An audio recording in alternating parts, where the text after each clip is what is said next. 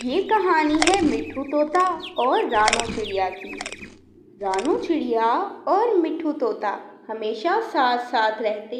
वो दोनों साथ जाते और दाना खाते, फिर साथ साथ नदी पर जाते। पूरा दिन वो दोनों साथ ही गुजारते और शाम के वक्त घर आ जाते।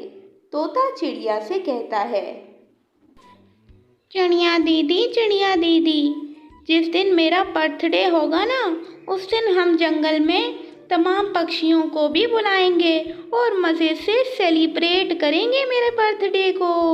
और हाँ चिड़िया दीदी, फिर आप मुझे खिचड़ी भी बना के देना।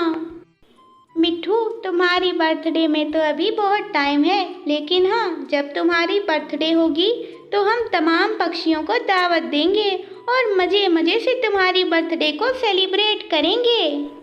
इसी जंगल में रहने वाला एक कालू कौवा इन दोनों की दोस्ती को देखकर बहुत जलता था और चाहता था कि वो इनकी दोस्ती को दुश्मनी में बदल दे।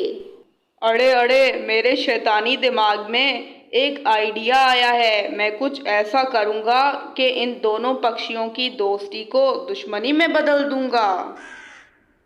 कौवा चिड़िया की तरफ आता है और कहता है, चिड़िया दीदी, कल मुझे तोता मिला था। मिट्ठू ने बताया कि आप उससे दोस्ती इसीलिए रखे हुए हो क्योंकि उसके अंगूरों के बाग हैं और आपकी नज़र उसके अंगूरों के बागों पर है।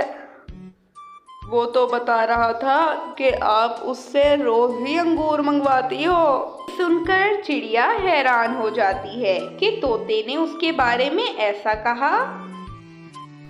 अरे कालू कौवे, क्या बात है? ऐसे क्यों घूर रहे हो? कुछ कहना है तो कहो भाई, ऐसे देखो तो ना मुझे।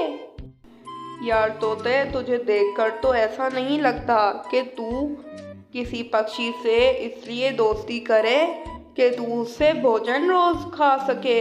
चिड़िया बता रही थी कि तूने उससे दोस्ती इसीलिए की हुई है ताकि तुझे रोज का खाना मिल सके। अब तोता भी ये फैसला कर चुका था कि वो चिड़िया से दोबारा कभी बात नहीं करेगा। नहीं जाऊंगा, अब मैं इस चिड़िया के पास नहीं जाऊंगा। मेरी पक्षियों से बुराइयां करती है और मेरे सामने इतनी अच्छी बनती है। बस फिर कुछ दिन तो उन दोनों की आपस में बातचीत नहीं होती। फिर कुछ दिन बाद चिड़िया नदी पर पानी पीने जाती है तो वहाँ उसे तोता मिलता है। वो कहती है, तोते भाई, आपने बिल्कुल अच्छा नहीं किया जो पक्षियों के सामने मेरी इतनी बुराइयां की। मैंने तो कभी ऐसा कुछ नहीं किया था। भला मैं आपके अंगूरों के बाग पर क्यों नजर रखूंगी? आपको कालू कौवे से ये सब नहीं कहना चाहिए था जो आपने कहा।